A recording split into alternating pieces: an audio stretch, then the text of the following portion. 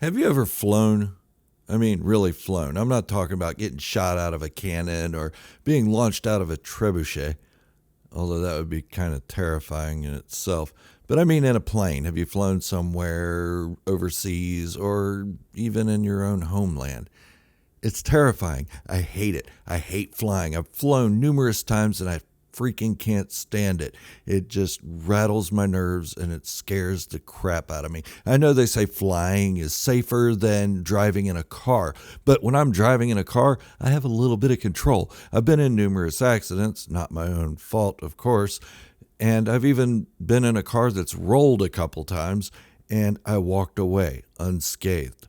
There's no walking away from a plane crash. You fall, you die. That's it. That's all there is to it. And that's all that goes through my head the entire time I'm flying. So that's what I want to talk about today. Not because I don't want to talk about Star Wars. I just want to break away from the norm for a little bit, break the tension. Been talking about haters in Star Wars for too long now. And I just want to break away from it and give you guys something a little bit different. A true story of me flying. Well, a couple true stories, really, of me flying. Not literally flying. I don't have wings. It's in a plane, of course.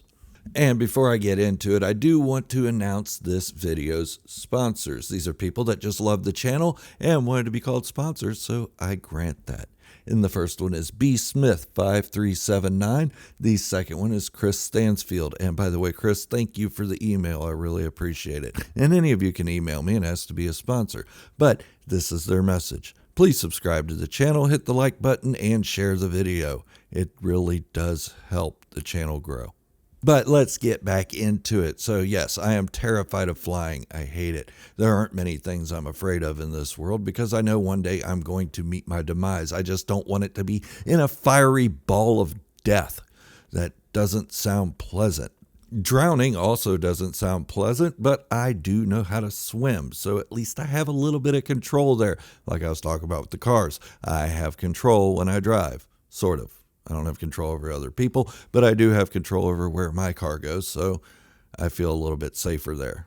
My wife and I got married in 2018. Directly after our wedding, we went to the hotel to prepare for our flight to Miami the next morning to board a ship for a cruise. Now, I hadn't flown since 1994 when I was in the military.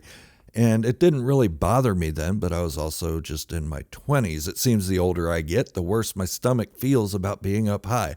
I'm having a hard time even riding roller coasters anymore. And when my wife and I go hiking with the kids or anything, if we get close to a cliff, I'm holding on to everybody's belt buckles saying, hold on, get back, you're going to fall, you're going to die.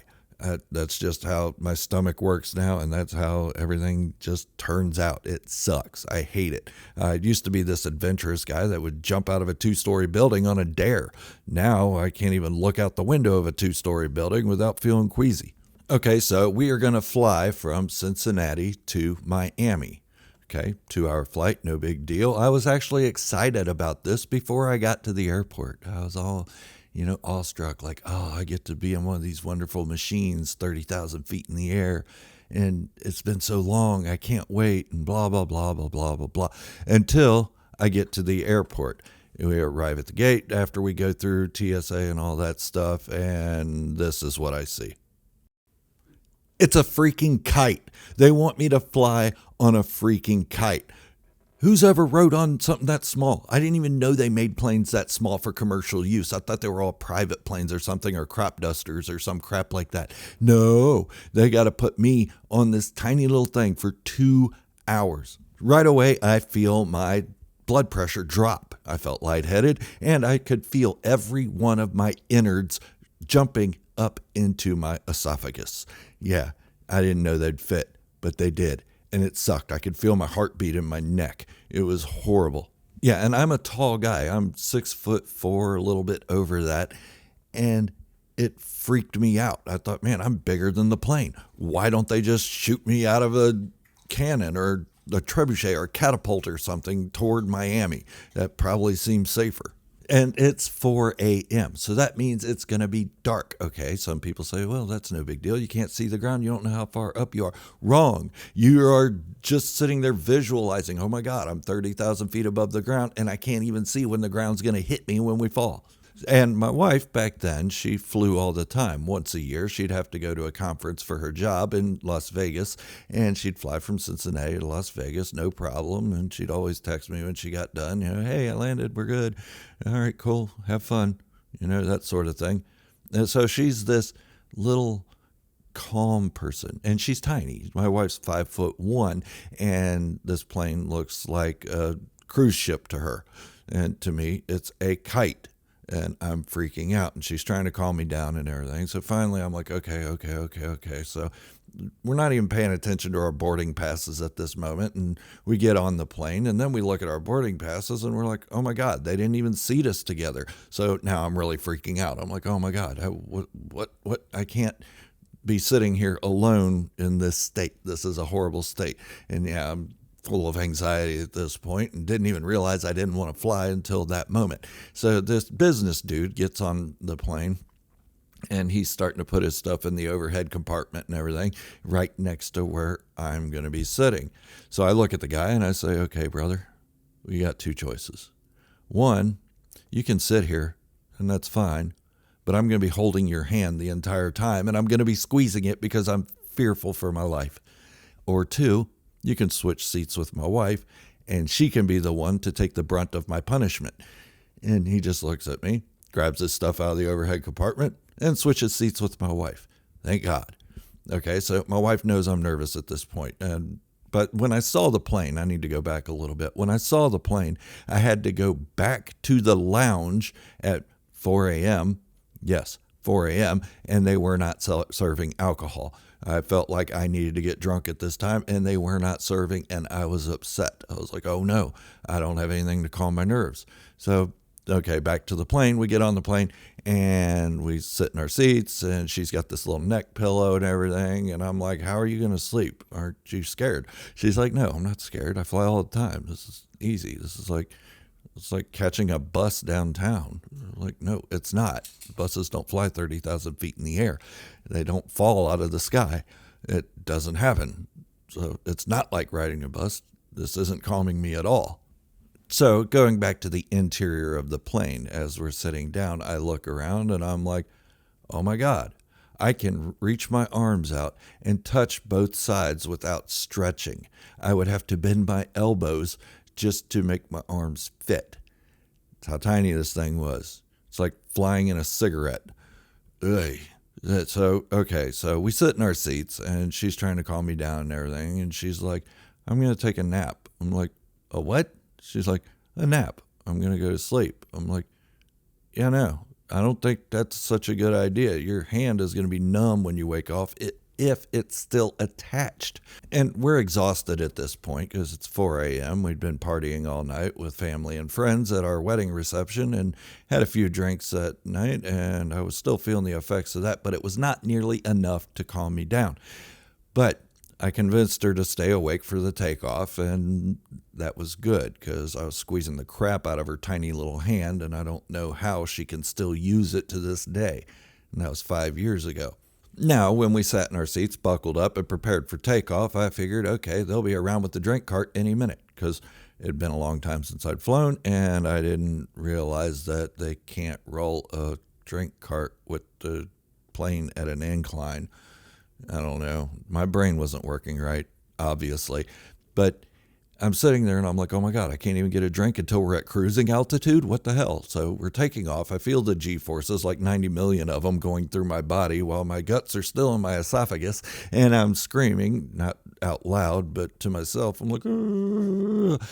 And finally we get at cruising altitude and I'm not calm at all. Yeah, the exhilaration of the takeoff was gone, but now we're 30,000 feet in the air and I'm sure we're going to fall. Fiery, crashing, falling. Not a good idea, not a good thought. And I shouldn't be thinking these things, but I couldn't help it. I was freaking mentally challenged at that moment. So finally they're bringing the drink cart around, and the stewardess, flight attendant, what do they call them now? Flight attendants. She looks at me and she notices I'm visibly upset. I'm sweating. My face is red. She can see my guts in my throat. And she's like, here, I'm going to give you free drinks for the flight. And I was happy with that. And at the time, I thought, oh, this lady really cares about me. No, she didn't give a shit about me. She was caring about the other passengers on the plane. She didn't want me freaking them out. But I wasn't freaking anybody out. I wasn't being verbally loud or anything or animated in my movements. I was just sitting there tense. But she could see that, and I guess that's one of the signs of somebody's going to freak out and they'll have to land the plane early, which I would never cause to do that because that's selfish and immature. But I did have that selfish and immature side of me that was freaking out inside, and it was screaming at me like a little child. Why are you on this plane? What are you doing? Are you stupid? And the whole time we're at cruising altitude, the inside of my body is doing this. It's screaming in terror and pain, and there's all this chaos going on, and I just can't help myself, and I'm just sitting there tense, squeezing my wife's hand, and I look over at her, and I see this. I mean, I'm freaking out over here and squeezing the crap out of her hand. I'm pretty sure I ripped one of her fingers off, and my insides are in my throat, and my anxiety level's high, and I'm just going crazy. And this is what I get. Ah, my beautiful blushing bride who is there for me, waiting for me to calm down and relax. But I have not done so at all, not on this flight, and she's asleep. Okay, good. I'm glad she's relaxed and calm. I am not. I'm freaking out, but all is well. So the entire flight there went without a hitch. I had my like 70 shots of Bacardi or something, and the stewardess or flight attendant, I'm sorry, was very polite and very good, and the whole staff was great. Now, the one big problem I have with flying now that I realize it is that I can't see the pilots. I don't know who these people are. And if you're a pilot out there, I'm sorry if I offend you at this, but I don't know you. I don't know what your habits are. There are people on the road who do not deserve a driver's license, yet they have one. So I'm fearful that there are pilots up there that don't deserve a pilot's license if they have such a thing. And maybe they're going to do a barrel roll, or they're just going to say, hey, you know what? My life sucks. My wife just left me. I'm going to do a nosedive and take all 25 of these people with me. I fear that stuff because that's how my stupid brain works. But then we're flying over Miami, and by this time it's sun up, I got to watch the sun rise and all that, and that was kind of cool. I do like what I got to see while flying. I just didn't like the way it made me feel. So we getting ready to land in Miami, and I can see the ground coming up and coming up and coming up, and I'm getting safer and safer and safer. I feel safer. I feel good. About 100 feet up, we're safe and all's good. And I hear the wheels touch the ground, and that sound they make, and I was like, we're here. But we're still barreling down the runway at 200 and something miles an hour, and that didn't bother me because it's like driving a car. A little bit of control there. Yeah, if you crash on a runway, chances are you're not going to survive anyway. There's going to be a big flaming ball of death. But you know what? We made it. And I was safe, and it was fine, and all was good. Now, the flight back after the cruise, which, by the way, I love being on the ocean. I don't like being in the ocean, but I like being on the ocean. I love being on ships. I was in the Navy. It was fun for me. I really enjoyed it, and I'd do it again and again and again because I can swim. I can't fly. I don't have wings. But anyways, so the cruise is over. We had a blast. We had a great time. Got to see some wonderful places in Belize, the Honduras, and Mexico. And it was just amazing, an amazing time. So we get off the cruise, go back to the giant, confusing airport that is Miami. And what do I see at the gate? Yeah, it's the kite. They're going to put me back on the kite to go back home on this thing. And we looked at our boarding passes immediately and noticed we are not sat together yet again. So we went up to the counter and I respectfully said, please, is there any way I can sit next to my wife for this flight? Because if not, I'm going to throw up on whoever you put next to me.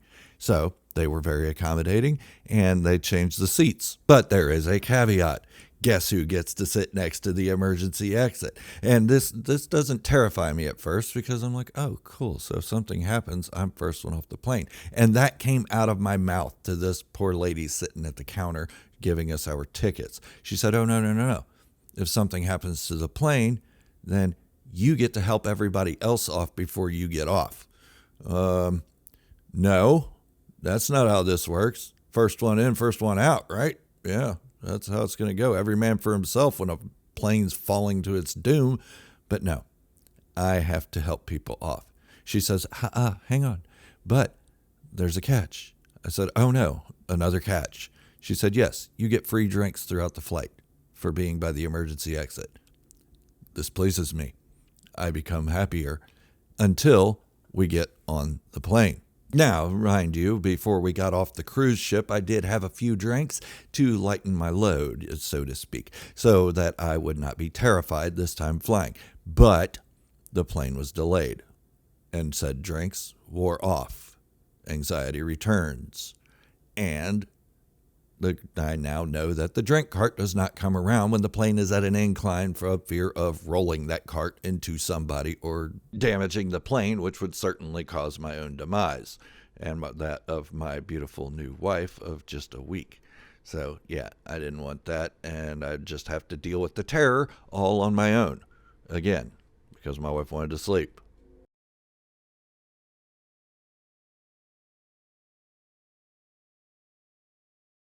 But it's worse this time because now I am sitting directly next to the emergency exit, which I am sure the hatch is going to pop off of, and I'm going to get sucked out of the plane. Yeah, these things went through my head, and I don't know why. It just happened. But anyway, so we are flying back from Miami. The takeoff goes smooth. My wife's sleeping.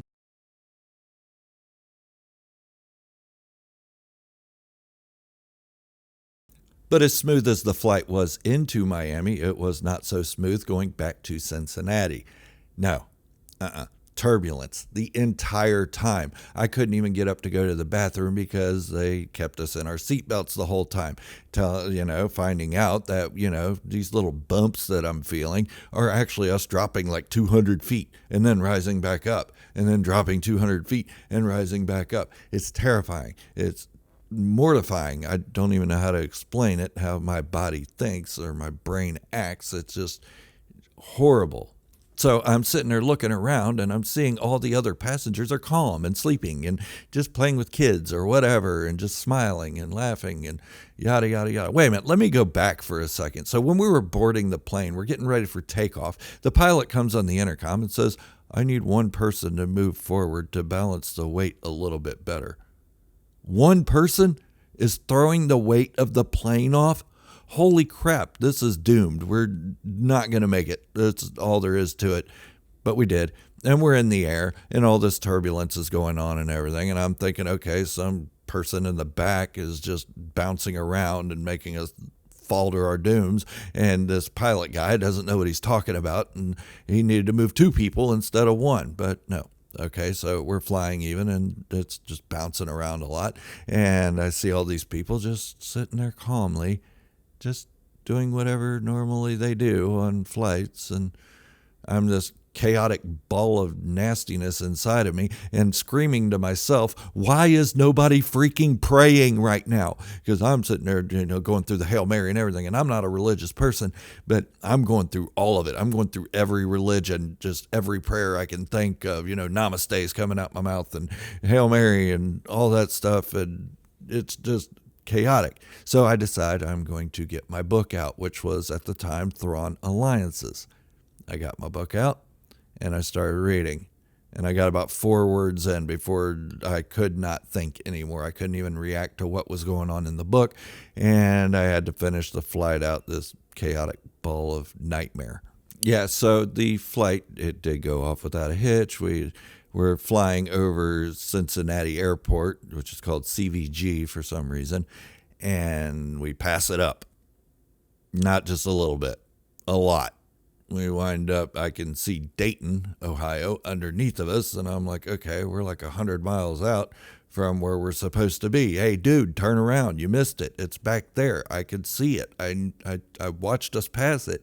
And finally, he makes this sharp turn, being the psychotic pilot that he is, and turns back, and we land at CVG. I get off the plane and vow never, ever, ever to get on another plane. Well, It's not really the case, is it? Because there were 2 more times that I had to fly for work, and I was the same way, only this time I didn't have my snoring wife next to me, and I had no one's hand to hold other than some coworkers, and that would have just been weird.